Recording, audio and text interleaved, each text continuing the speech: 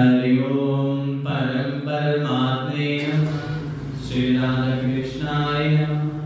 श्रीमद् भागवत कथा षष्ठम स्कंद। छठे स्कंद में राजा परीक्षित ने कहा, कुछ पाप हमसे अनजाने में हो जाते हैं, जैसे झाड़ू लगाते हैं, चींटी मर गई। हम लोग श्वास लेते हैं तो कितने जीव श्वासों के माध्यम से मर जाते हैं। भोजन बनाते समय लकड़ी जलाते हैं, उस लकड़ी में कितने जीव मर जाते हैं। आचार्य शुकदेव जी ने कहा, राजन, 5 प्रकार के यज्ञ व्यक्ति को रोज करने चाहिए। गौग्रास रोज निकालें, अग्नि भोजन, रोटी बनाकर उसके टुकड़े कर उसमें घी चीनी लगाकर अग्नि को भोग लगाएं और चींटी को 10-5 ग्राम आटा रोज डालें और पक्षियों को अन्न डालें और आटे के गोले बनाकर मछलियों को डालें जलाशय में और अतिथि सत्कार करें। घर के द्वार पर कोई भी आए तो उसे जूठा और भिक्षा में जूठा अन्न कभी न दे, ये प्रयास करें। ऐसे अनजान में किए हुए जो पाप अपराध हमसे होते हैं, 5 प्रकार के यज्ञ करने से हमें उनका दोष नहीं लगता। उन पापों का फल हमें नहीं भोगना पड़ता। सबसे सर्वोत्तम तो राजन श्री कृष्ण करता है। राजा ने कहा, यदि हमसे कोई पाप कर्म हो गया हो तो नरक से हमें मुक्ति मिल जाए, इसके लिए हमें क्या करना चाहिए? कर्मणा कर्मणिहारो न हात्यनित्यम् इच्छते अविद्यावदधिकारे तवातं प्रायश्चित्तं विमर्शनम्। नरक से मुक्ति पाने के लिए हम प्रायश्चित करें। कोई व्यक्ति तपस्या के द्वारा प्रायश्चित करता है, कोई ब्रह्मचर्य का पालन करके प्रायश्चित करता है, कोई व्यक्ति जम नियम आसन के द्वारा प्रायश्चित करता है। लेकिन ऐसा मानता हूँ राजन, केचन केवल्य भक्तया वासुदेव परायण अदम दुर्मंदी कान सर्जेन निहार विवम भास्कर। सबसे बड़ा प्रायश्चित तो केवल प्रभु का कीर्तन है।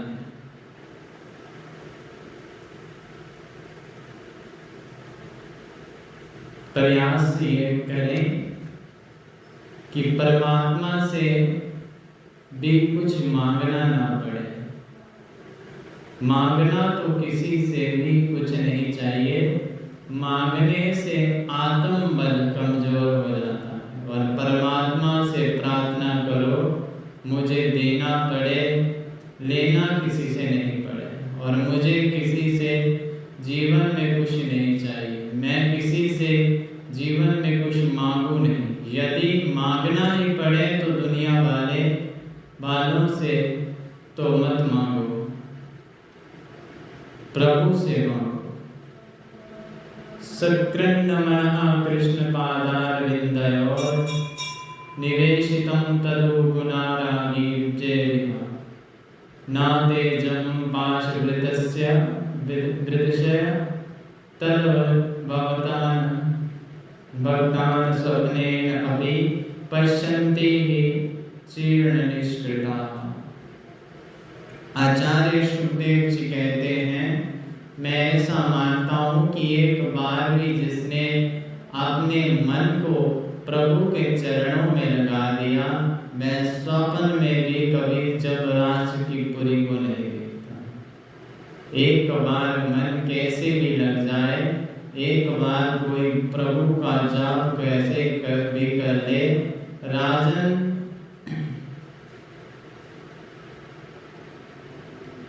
मुझे एक कथा याद आ गई। सुखदेव जी कहते हैं, एक पंडित थे और पंडित जी का नाम था अजामिल। बड़े विद्वान, बड़े सुशील, प्रेरितवासी, बड़े तेजस्वी, यशस्वी और मनस्वी थे। अजामिल को शास्त्रों का ज्ञान था, लेकिन मन बिगड़ गया था।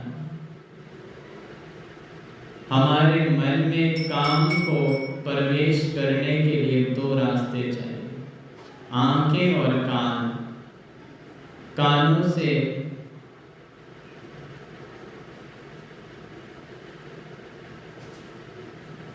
गंदा सुनेंगे तो कानों से मन में काम का प्रवेश होगा। आंखों से गंदा विचित्र दृश्य देखेंगे तो मन में काम प्रविष्ट होगा। और आंखों पर, कानों पर जिसने काबू पा लिया, वो गृहस्थ जीवन में रहकर भी परम संत है। इन दोनों पर जिसने काबू नहीं पाया, वह कैसा भी वेश धरे संत नहीं हो सकता।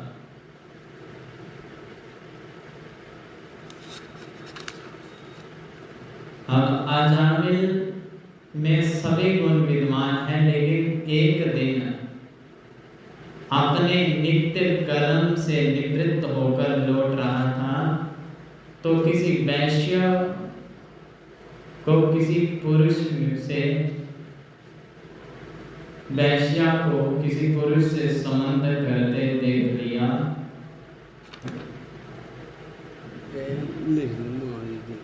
पता ना, मैं जल्दी ना नहीं बैठना।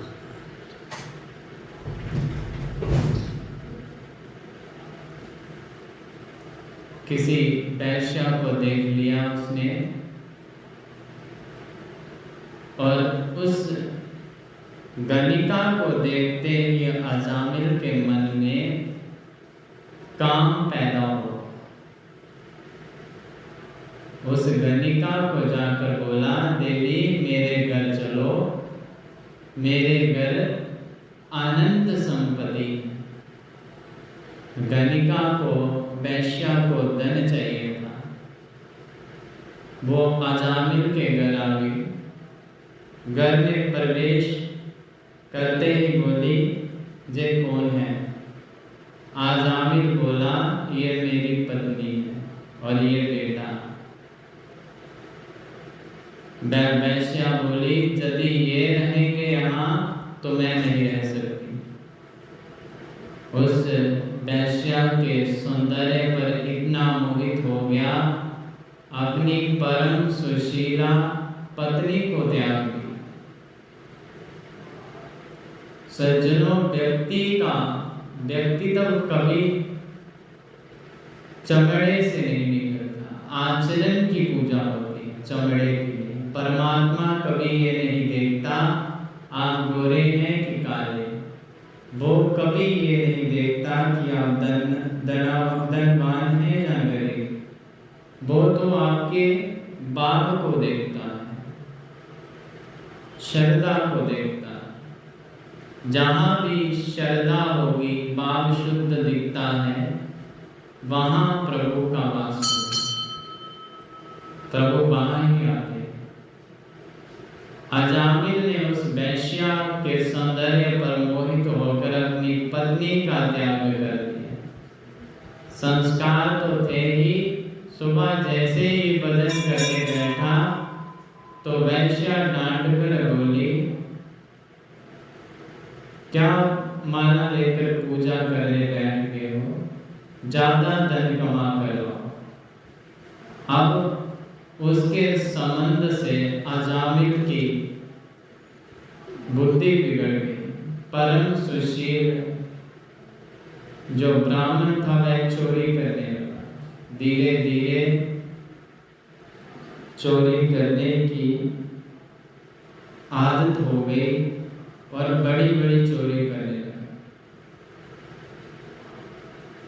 चोरी करते करते डाकू अजामल के नाम से जाना जाने लगा। माथे पर काली पट्टी बांधकर तलवार हाथ में लेकर जब निकलता, लोग अपनी दुकानें बंद कर देते। लोगों के मन में बहुत डर था।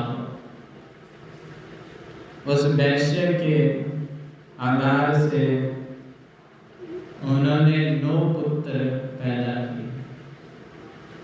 कौन उसे सुधारे? लेकिन संत संग में ताकत होती है। संत संग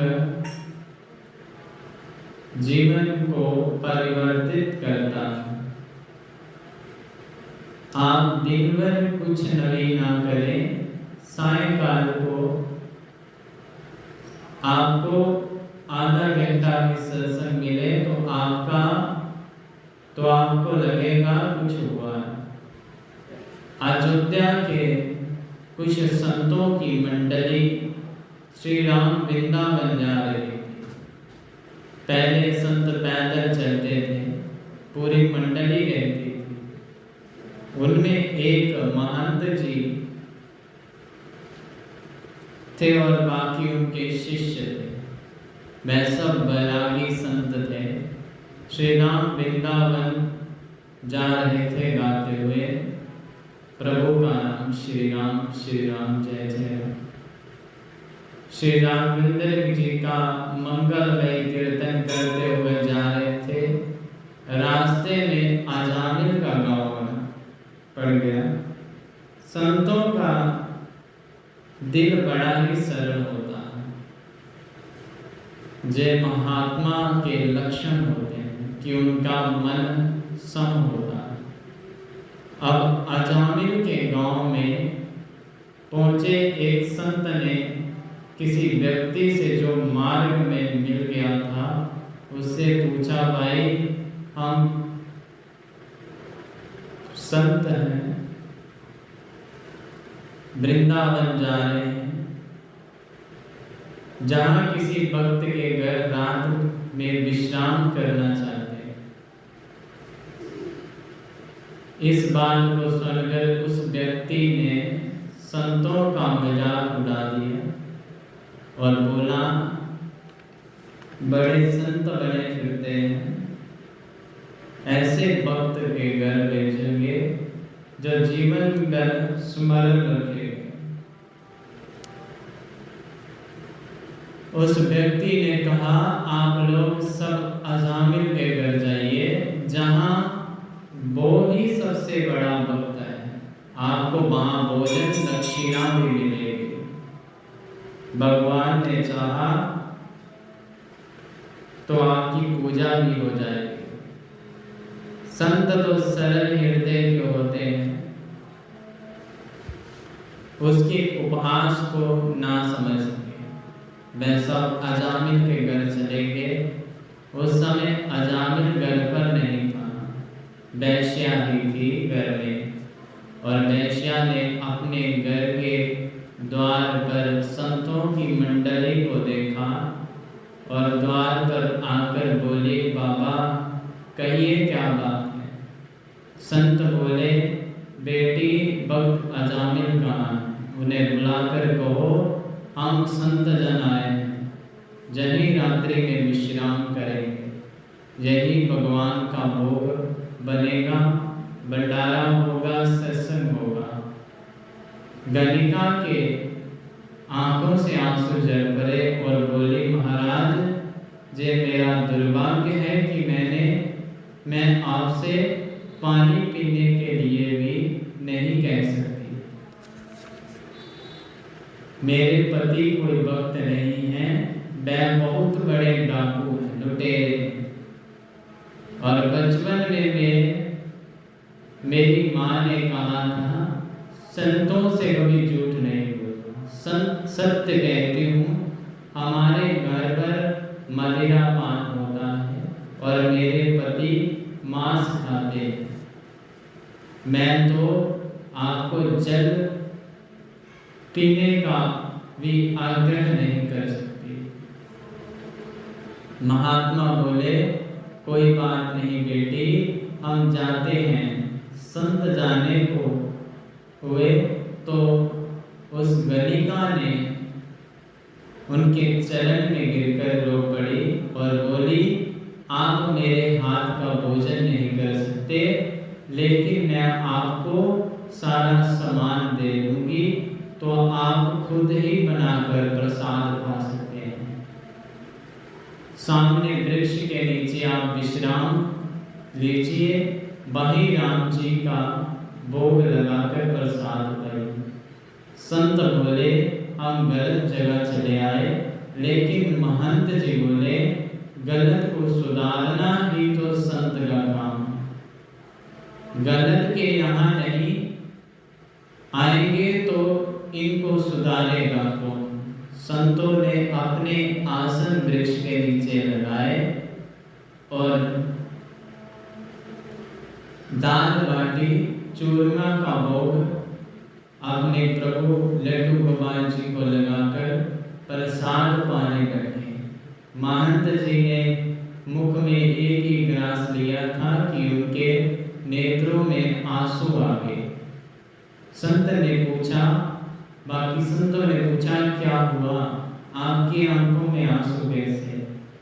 महंत जी ने अपने शिष्य से कहा, इसको सुधारूं कैसे? अजामिल का अन्न हमने खाया, इसको सुधारना है, लेकिन कैसे? यदि इससे कहो रोज संध्या गायत्री का पाठ करो, तो ये करने वाला नहीं। इसको कोई भी धार्मिक काम करने को कहेंगे, ये नहीं करने वाला। तो फिर इसके बिगड़े हुए आचरण को कैसे संभाले? बस इसी चिंता में महंत जी रात्रि भर बैठे सोचते रहे और अजामिल डाका डालकर धन को लूटकर सुबह 4 बजे अपने घर पर लौटा। लेकिन आज अजामिल मध्य रात्रि में ही माथे पर काली पट्टी बांधे, कंधे पर लूट के सामान का थैला लटकाए घर आ गया। वहां वृक्ष के नीचे संतों की मंडली को देखते ही आग बबूला हो गया और कहा, इनको किसने बुलाया? मेरे घर में प्रवेश की अनुमति इनको किसने दी? उसकी पत्नी गलिका बाहर आई और बोली, ऐसा क्यों बोलते हो? ये तो संत हैं, अयोध्या से आए हैं, श्री राम वृंदावन जा रहे हैं। हमारे द्वार पर इन्होंने विश्राम ले लिया तो क्या बिगाड़ लिया इन्होंने हमारा? क्या बिगड़ गया? और सुबह चले जाएंगे। अजामिल अपनी पत्नी से बहुत डरता, बोला, तुमने बुलाया है तो 2-4 दिन रहे, मेरी कोई मनाई नहीं। ऐसा भाव उसके मन में आया। अजामिल को देखकर महंत मुस्कुराए, सोचा थोड़ा अपमान ही तो कर देगा, सह लेंगे, दुर्वचन ही तो बोलेगा, सह लेंगे, लेकिन इसको संवारना तो है। महंत जी मुस्कुरा कर बोले, बेटा अजामिल, हम 30 हैं और अयोध्या से आए हैं, वृंदावन जा रहे हैं। रात्रि का भोजन तुम्हारे यहाँ पाया, विश्राम किया, और तुम जानते नहीं संत भोजन करते हैं तो भोजन के बाद उनको दक्षिणा दी जाती है। क्या हमें दक्षिणा नहीं दोगे? अजामिल बोला, अच्छा दक्षिणा वो भी हमसे? अरे महात्मा, मेरी सबसे बड़ी दक्षिणा यही है कि मैंने आपका सोटा और लोटा छुड़ाया नहीं है। जे विमट जे जो चिमटा पकड़ा है यहाँ रख जाइए और पधारिए। भूतों से भी पूत लेना चाहते हो? महात्मा को अजामिल की बात बुरी नहीं लगी। बोला, बेटा हमें रुपये पैसे दक्षिणा में नहीं चाहिए। आज तुमसे दक्षिणा लेकर जरूर जाएंगे, लेकिन हमारी दक्षिणा एक है। वो ये है कि तुम हमारी बात मानकर हमारा आदर कर दो। अजामिल बोला, कहिए क्या बात है? संत ने कहा, एक ही बात है। इस बार तुम्हारी पत्नी के गर्भ से जो बालक जन्म लेगा उसका नाम तुम नारायण रख लेना और हमें कुछ भी नहीं चाहिए, यही हमारी दक्षिणा है। अजामिल बोला, नारायण नाम रखना कोई खास बात नहीं है। देखिए, पहले प्राचीन समय में हमारे पूर्वज अपने बच्चों का नाम कितने अच्छे रखते थे। किसी का नाम रामचंद्र, कृष्णचंद्र, दामोदर इत्यादि नाम रखते थे, क्योंकि वो जानते थे कि अंत समय में व्यक्ति के मुंह में से भगवान का नाम नहीं निकलता, लेकिन बेटे का नाम निकल ही जाता है। इसलिए भगवान का नाम निकलने से कल्याण होगा। इसलिए बच्चों के नाम भगवान के नाम पर ही रखते थे। इसलिए अजामिल ने कहा, ठीक है, संतों की बात मानकर अपने 10वें पुत्र का नाम नारायण रख दिया।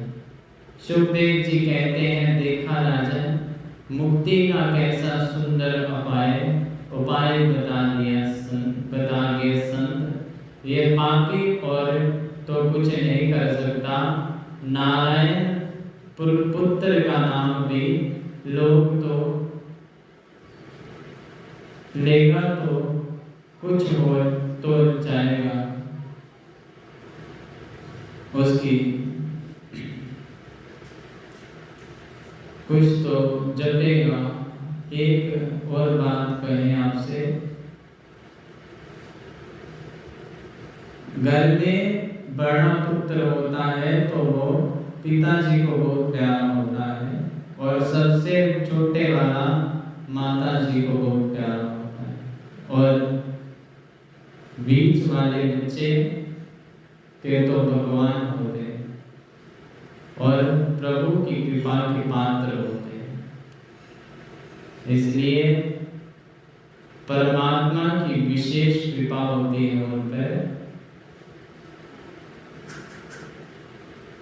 लेकिन अजामिल के पुत्र नारायण के साथ जे अपवाद है, इसको माता पिता दोनों का स्नेह प्राप्त है। अजामिल जहाँ भी जाता है नारायण को साथ लेकर जाता है। घर में आते ही बेटा नारायण, बस एक ही नाम उसके मुंह पर रहता है। दिन में 10-20 बार तो नारायण का नाम निकल ही जाता है। परमात्मा के नाम को कैसे भी गाएं, बाप से, कुबाप से, क्रोध से, प्रेम से, लेकिन नाम तो अपना प्रभाव दिखाएगा ही। अजामिल की मृत्यु का समय आया तो जमराज ने अपने दूतों को अजामिल को ले आने के लिए भेजा, तो पलंग पर पड़े हुए थे अजामिल। जमराज के दूतों ने उसके गले में रस्सी बांधी और जमराज के दूतों का विकराल रूप देखकर अजामिल डर गया और अपनी सहायता के लिए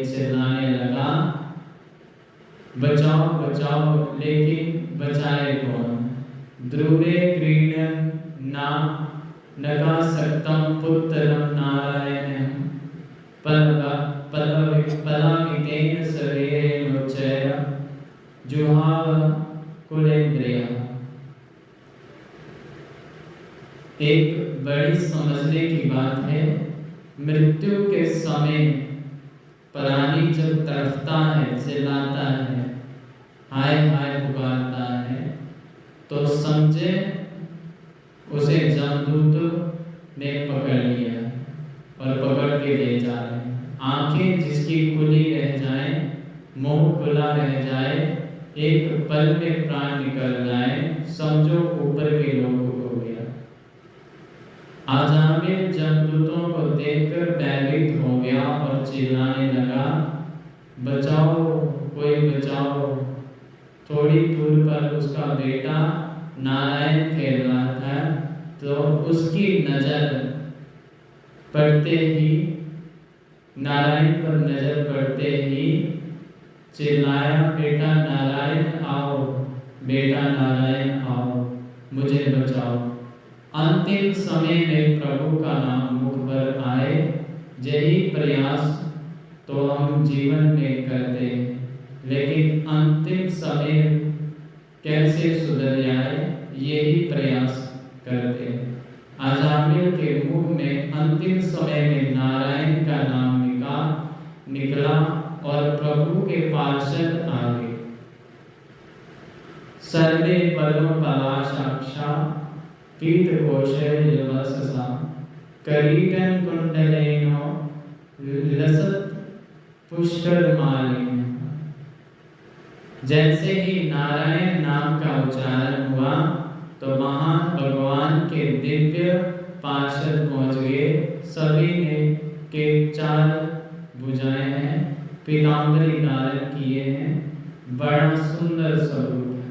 प्रभु के पार्षदों ने जमदूतों से आजामिल को छुड़ाया और बोले, इसे तुम नरक में नहीं ले जा सकते। जमदूत बोले, आप इसे क्यों रोकते हैं, ये तो बड़ा पापी है, दुष्ट है। जमराज ने हमें भेजा है इसको लाने के लिए। और परमात्मा के पार्षदों ने कहा, तुम धर्मराज के पार्षद हो, तो क्या तुम जानते हो कि धर्म की परिभाषा क्या है, धर्म किसे कहते हैं। वेद प्रणीतुम धर्मो हा धर्मस्त दिव्यपरय वेदो नारायण साक्षात स्वयं भूरीति श्रुतुम।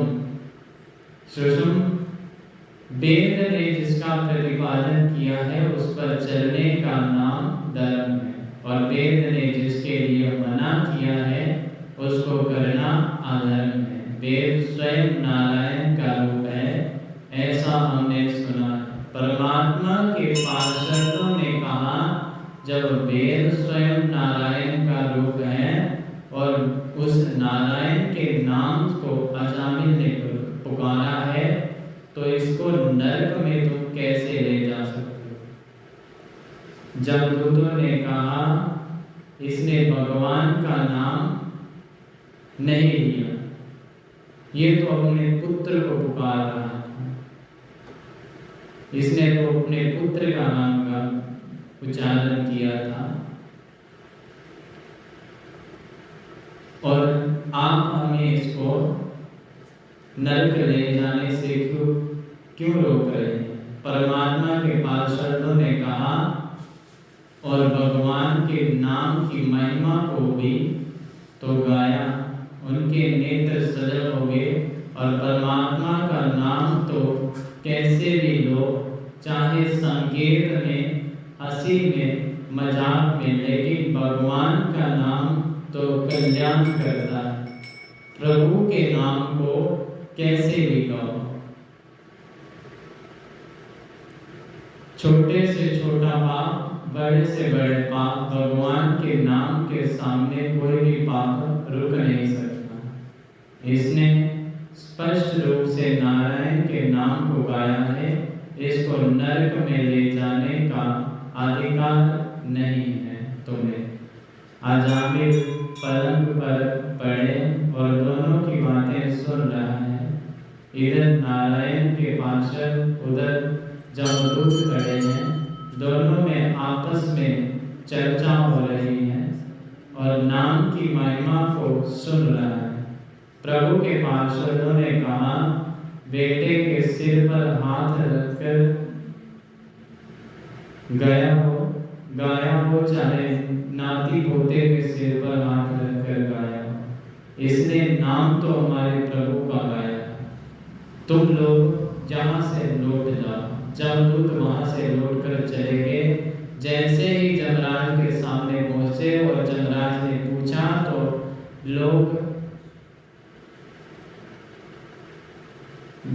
तुम लोग खाली हाथ क्यों आगे, अजामिल को नहीं लाए?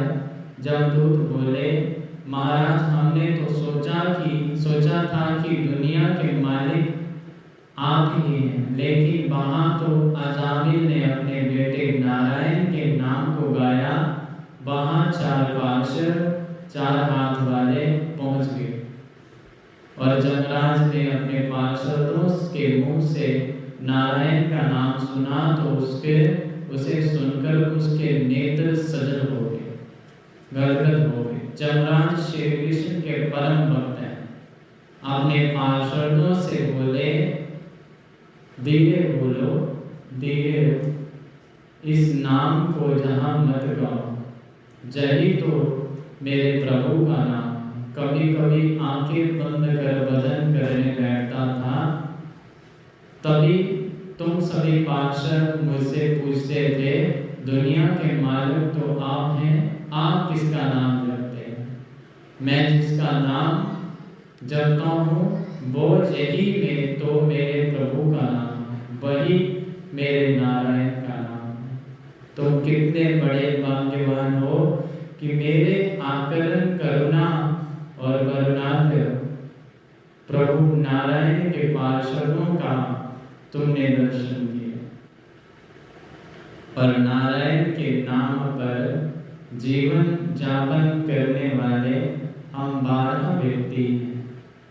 स्वयं नारदः, शंभोः, कुमारः, कपिलो मुनि, मनुः, प्रह्लादो जनको, विष्णु, बलिर्, व्यास, कीर्वयम्। नारायण के नाम के आधार पर जीवन को चलाने वाले हम 12 भक्त हैं। स्वयंभू, शंभु, नारद जी, कपिल जी, संत कुमार, स्वयंभू मनु महाराज, प्रहलाद जी, जनक जी, विष्णु पितामह, बलि महाराज और सुखदेव जी और धर्मराज। भागवत धर्म का अनुशीलन करने वाले हम 12 व्यक्ति हैं, जिनकी कृपा से हम जी रहे हैं, जिनके आदेश से सारी सृष्टि के पालन में हम संजोगी बनते हैं। उन परमात्मा के परम पार्षदों का तुमने दर्शन कर दिया। जमदूत बोले, महाराज, तो हम किसे पकड़ कर लाते? सभी अपने पुत्रों का नाम राम जी और श्री कृष्ण जी रख लेंगे। बोल सच्चे दरबार की जय। सच्चियां सुल्तानी माता तेरी सदा ही जय। बोलो श्री राम जय राम, जय जय राम। बोलो श्री राम जय राम, जय जय राम। जमराज जी कहते हैं, जिस व्यक्ति की जीभ पर एक बार भी प्रभु का नाम कीर्तन नहीं करती और दृष्टि एक बार भी कृष्ण के चरणारविंद के अनुसरण नहीं करता, जिसका मस्तक कभी भगवान के चरणों में नहीं झुकता, ऐसे पापी को पकड़कर नरक में ले आना। जो भगवान के नाम का कीर्तन करता है, कथा सुनता है, सच्चा कर्म करता है, उन्हें पकड़कर नहीं लाना। अजामिल ने मन में सोचा, पुत्र नारायण का नाम उच्चारण करने से मैं नरक में जाने से बच गया। यदि सच्चे मन से नारायण के नाम का गाता तो क्या मुझे मोक्ष नहीं मिलता? क्या मेरा कल्याण नहीं हो सकता था? ऐसा वैराग्य हुआ, सब कुछ छोड़कर वन में तपस्या के लिए चला गया। सुखदेव जी कहते हैं, परीक्षित, इसलिए मैं कह रहा था तुम्हें गोविंद के चरणों में एक बार जिसका मन लग जाए वो जमराज की पूरी स्वप्न में भी नहीं देखता, सपने में भी नहीं देखता, और राम अपने नाम में छिपा हुआ है। संपूर्ण राम का चरित्र राम के नाम में छिपा हुआ है। श्री राघवेंद्र जी स्वयं अपने नाम का बखान नहीं कर सकते। प्रभु राम का मुख थक जाएगा, लेकिन राम की महिमा समाप्त नहीं होगी। और हमारे प्रभु राम को भी समुद्र पर पुल बांधना पड़ा और समुद्र पार करने के लिए लाखों बानरों की सहायता लेनी पड़ी, लेकिन बजरंगबली राम नाम के आश्रय से एक छलांग से समुद्र को लांगे और नाम की कोई तार नहीं पा सकता है। और राजा परीक्षित के मन की भ्रांति दूर हो गई। सुखदेव जी ने फिर दक्ष प्रजापति का प्रसंग कहा। उनके 11,000 पुत्रों को के विरक्त होने की कथा सुनाई। देवता लोगों ने सभा में गुरु का अपमान किया, इसलिए बृहस्पति रूठकर चले गए। इंद्र ने दूसरा गुरु बनाया जिसका नाम था विश्वरूप। इंद्र के हाथों से मारे जाने से उन्हें बड़ा भारी पाप लगा और ब्रह्म हत्या के को 4 जगह काट दी। त्वष्टा मुनि ने मंत्र शक्ति से दूसरा पुत्र उत्पन्न किया, वृतासुर। इंद्र को मारने वृतासुर आया। इंद्र ने प्रभु भक्त दधीचि ऋषि की अस्थियों से बने वज्र से उसका उद्धार किया और वृतासुर भगवान का परम भक्त था और भगवान ने वृतासुर का उद्धार कर उस पर कृपा की। और परीक्षित ने पूछा, ऐसा महान भक्त होने पर भी वृतासुर को राक्षस योनि में क्यों जन्म लेना पड़ा? उसका पूर्व वृतांत क्या है? सुखदेव जी वर्णन करते हैं, राजन वृतासुर पूर्व जन्म में चित्रगुप्तु नाम का राजा था। उनके कई पत्नियां थी, लेकिन कोई संतान नहीं थी। अंगिरा ऋषि के दिव्य प्रताप से चित्रकेतु के घर पुत्र हुआ, लेकिन अन्य रानियों ने मिलकर उसे बालक को जहर दे दिया और जिससे उसकी मृत्यु हो गई। नारद जी ने के दिव्य ज्ञान उपदेश से राजा चित्रकेतु के मन में वैराग्य आ गया और वह तपस्या के लिए चला गया और भगवान का नाम का जप किया और अंत में उसे भगवान के दर्शन हुए और उसके सारे पाप समाप्त हो गए और वह भगवान का पार्षद बन गया। एक दिन आकाश में विहार करते करते कैलाश में शिव जी की गोद में पार्वती को देखा और उसके मन में कटु भाव जागा, दुर्भाव जागा और पार्वती जी और शिव जी को लौकिक दृष्टिवश काम भाव से देखने लगा। पार्वती जी ने उसे राक्षस होने का श्राप दे दिया। पार्वती जी के श्राप के कारण वृतासुर के रूप में जन्मा। आदरणीय सुखदेव जी ने 49 प्रकार के मर्दगणों की उत्पत्ति का वर्णन किया। इसी प्रकार से महाभारत कथा का 6वां स्कंद संपूर्ण हुआ। बोलो श्री राम जय